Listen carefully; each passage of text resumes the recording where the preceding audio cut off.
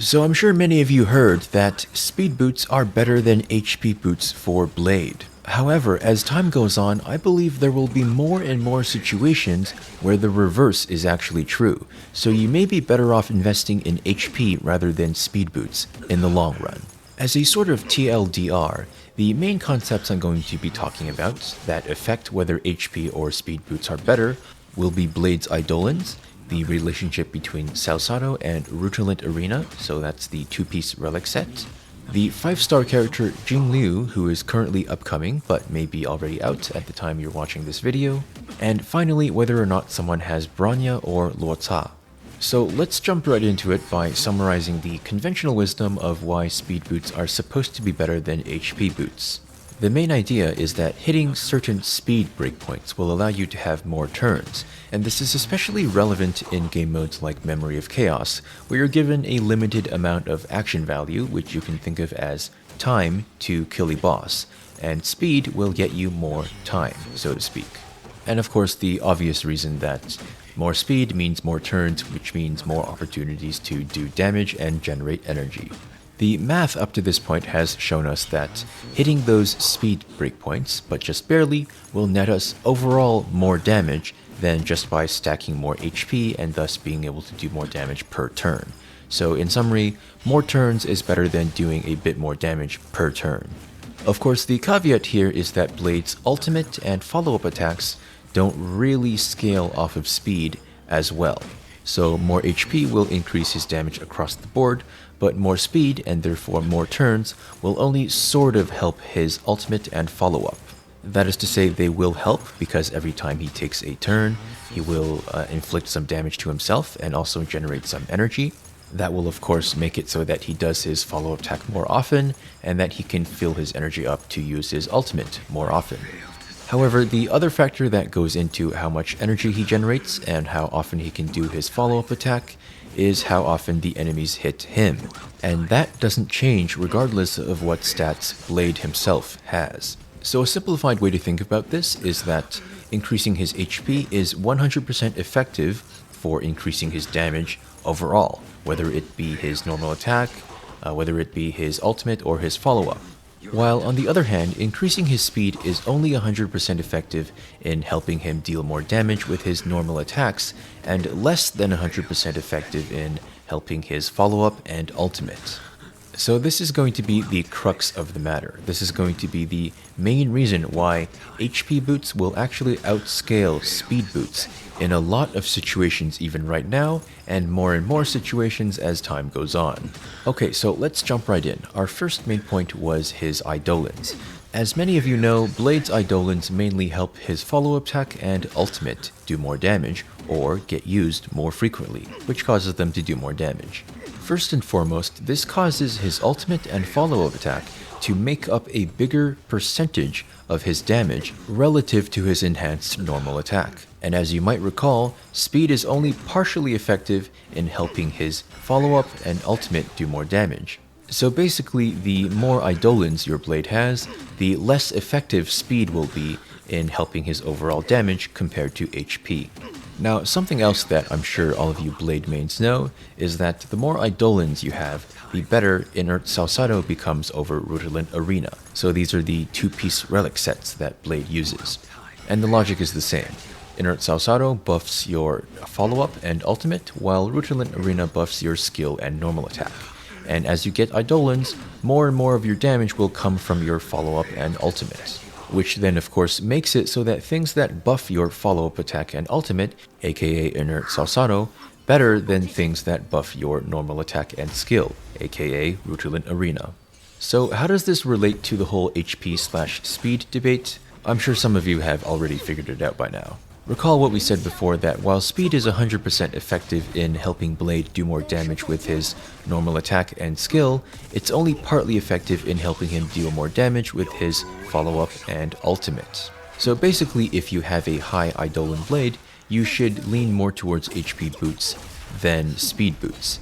And at the same time, if you have a high Eidolon Blade, you should be using Inert Salsado rather than Rutilant Arena, which again makes it so that you should be leaning more towards HP than speed.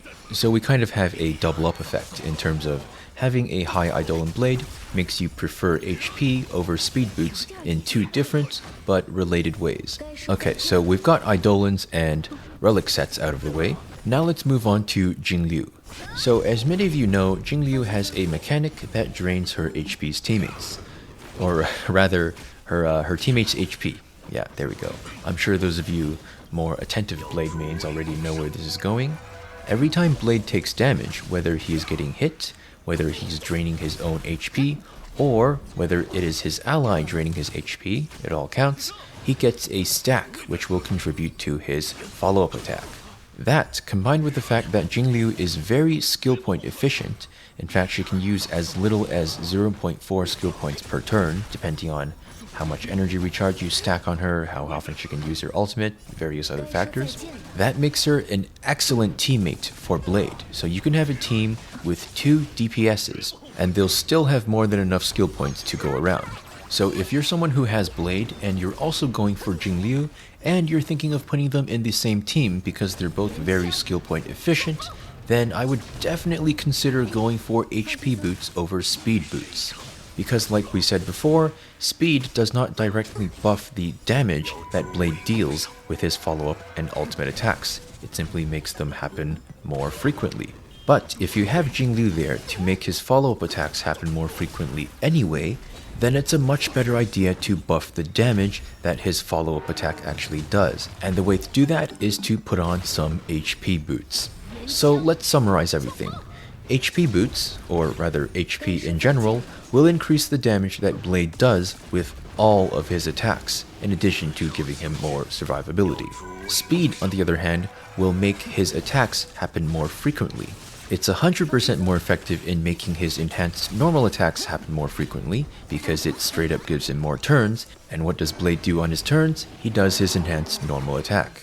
However, speed is only partly effective in buffing the frequency of his follow-up attack and ultimates, because even though Blade taking more turns will cause him to drain his HP more often via his enhanced normal attack, and will cause him to generate energy more often, thus allowing him to use his ultimate more often, no amount of speed will affect how much enemies hit you, and that is the other factor in how often you do your ultimate and your follow-up attack. A factor that speed does nothing for, but that HP still buffs because it increases the actual damage done by your follow-up and ultimate, as well as obviously everything else.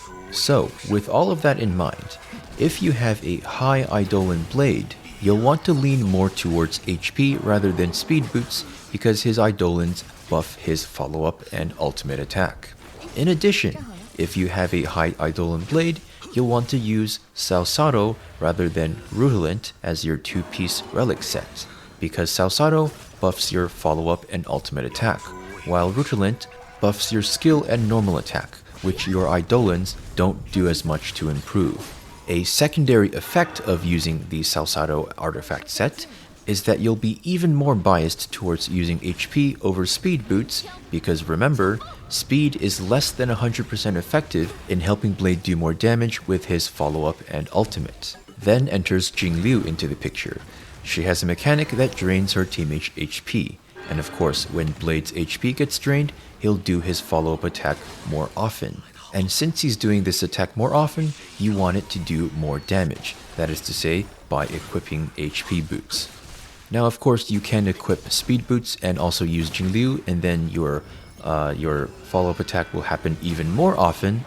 However, it's going to hit for a lot less damage. So if you already have something increasing the frequency of your follow attacks, aka Jingliu, then it's better to have another thing to increase its actual damage, rather than to keep increasing its frequency. This is actually a fairly common concept in gacha/RPG games like StarRail, because if an attack's damage is made up of multiple components, you want to increase all of those components at once, instead of increasing one of those components by a lot, because they will multiply together. It is a somewhat complicated concept, so if you guys want me to do a video on it, then definitely leave a comment. If you think I missed anything in this video, or if you have any thoughts of your own, then definitely also leave a comment. And of course, finally, if you liked this video and would like to see more content like this, then give the video a thumbs up and subscribe to the channel. I really do appreciate the support, my fellow Blade mains. And with that, I will see you guys in the next video.